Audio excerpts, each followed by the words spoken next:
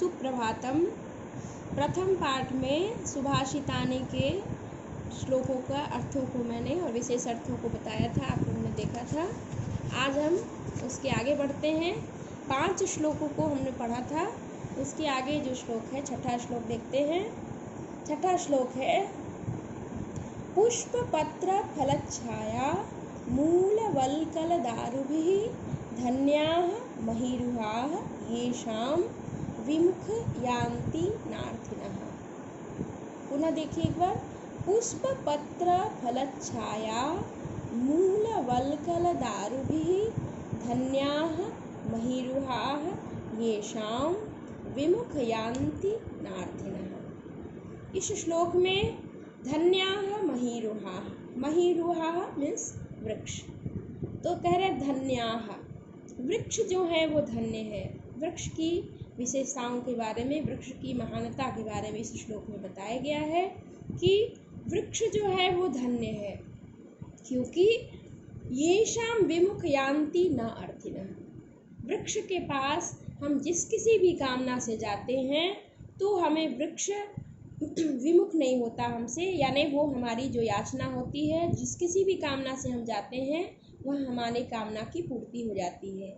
जैसे हम वृक्ष के पास यदि पुष्प की कामना से जाते हैं तो हमें वृक्ष से पुष्प प्राप्त हो जाता है। पत्र यानी पत्ते, किसी वृक्ष के हमें पत्तों की आवश्यकता होती है, पत्र की कामना से हमने जाते हैं तो वो भी हमें मिल जाता है। फल की कामना से जाते हैं, वृक्षों से हमें फल भी प्राप्त होता है। गर्मियों में शीतल छाया भी हमें वृक्ष से प्राप्त होता है।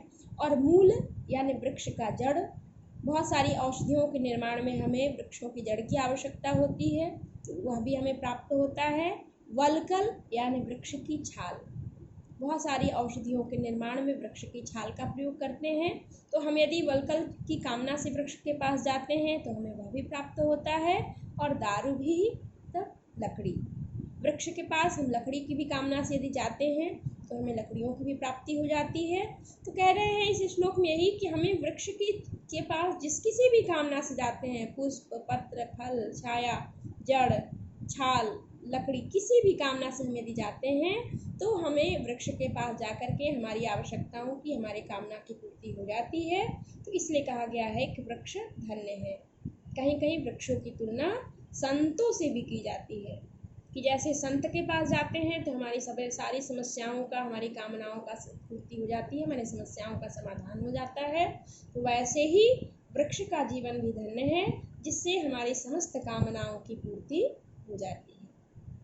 अगला श्लोक देखते हैं, चिंतनीया हि विपदाम आदावेव प्रतिक्रियाः न कूपखननं युक्तं प्रदीप्ते वह्निनागृहे। कह रहे हैं चिंतनीया ही विपदाम, विपदाम विपत्तियों को चिंतनीया, चिंतन कर लेना चाहिए, सोच विचार कर लेना चाहिए। कब? आदावेव प्रतिक्रिया, हमें आदौ शुरू में ही, प्रारंभ में ही आगामी समस्याओं के बारे में हमें पहले से ही सोच विचार कर लेना चाहिए। और किस समस्या यदि है तो उसकी हमें क्या समाधान होगा, यह सब हमें पहले से चिंतन कर लेना चाहिए, पहले से विचार विमर्श कर लेना चाहिए। क्योंकि न कूप खननम युक्तम प्रदीप्ते वह्निनागृहे, क्योंकि कूप मीन्स कुआं, खनन माने खोदना, तो कुआं खोदना युक्त न युक्तम, युक्त नहीं है। कब? प्रदीप्ते वह्निनागृहे, जब घर में आग लग जाए, वह्निना माने वह्नि अग्नि, तो घर में जब आग लग जाए तब हम कुआं खोदने जाएंगे, तो फिर अग्नि को हम कैसे शांत कर सकते हैं। यानी हमें घर में आग लगने पर जैसे कुआं नहीं खोदना चाहिए, वैसे ही हमें विपत्तियों के लिए प्रतीक्षा नहीं करनी चाहिए कि विपत्ति आएंगी फिर उनकी समस्या समाधान हम सोचेंगे। हमें विपत्तियों के समाधान, समस्याओं के बारे में और उसकी क्रियाओं के बारे में, उसके लिए हमें क्या प्रतिक्रिया करनी है, इसके लिए हमें चिंतनीया ही विपदाम आदौ, हमें प्रारंभ में ही विपत्तियों के बारे में, विपत्तियों की क्या समस्या समाधान होगा, इन सब के बारे में, उनकी प्रतिक्रियाओं के बारे में पहले से ही चिंतन कर लेना चाहिए, विचार विमर्श कर लेना चाहिए। क्योंकि जब घर में आग लग जाए तो उस समय हमें कुआं खोदना उचित नहीं है। तो यह 7वां श्लोक है। अब इसके बाद इस तरह से आपका यह सुभाषितानि का पाठ पूर्ण हुआ और आशा करती हूँ कि आपको इन सब के अर्थ समझ में आए होंगे, जो उनके विशेषार्थ हैं वगैरह आपको जो भी मैंने अभी बताया या पूर्व के कक्षाओं में मैंने बताया है, आपको सब समझ में आया होगा। यदि कहीं कोई समस्या होगी तो आप कमेंट बॉक्स में डाल सकते हैं, यथासंभव मैं उसे पूर्ण करने की, यथासंभव जो कहीं समस्या होगी उसके समाधान की कोशिश मैं करूँगी।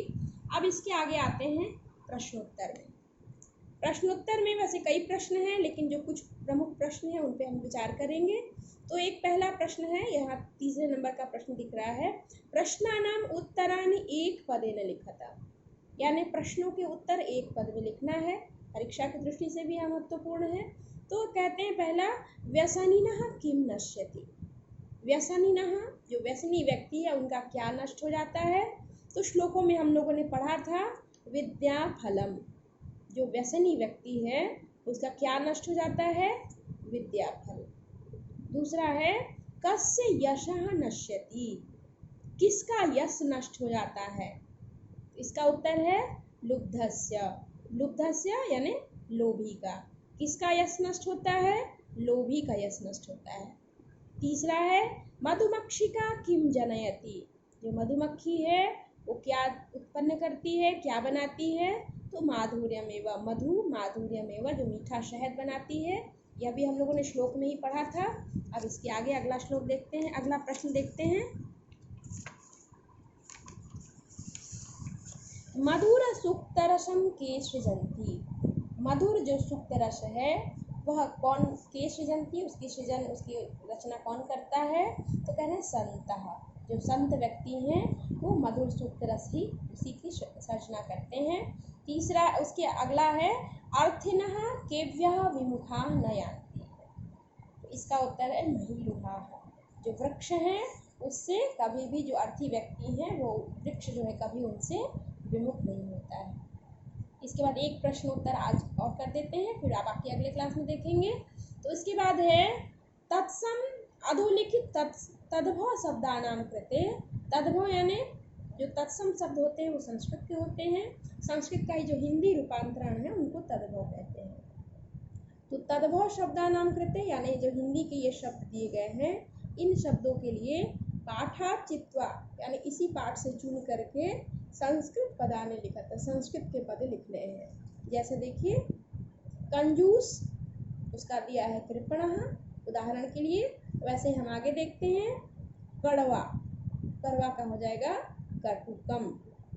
उसके आगे है पूछ, तो हो जाएगा पुच्छ, और लोभी लुब्धः। उसके आगे है मधुमक्खी, मधुमक्खी के लिए आता है मक्षिका, और मधुमक्खी मधुमक्षिका। तिनका तृणा। इस तरह से ये पहला और ये जिसमें यहाँ जो दिख रहा है क्वेश्चन नंबर 3 और 4, आप उसको पहला दूसरा भी मान सकते हैं।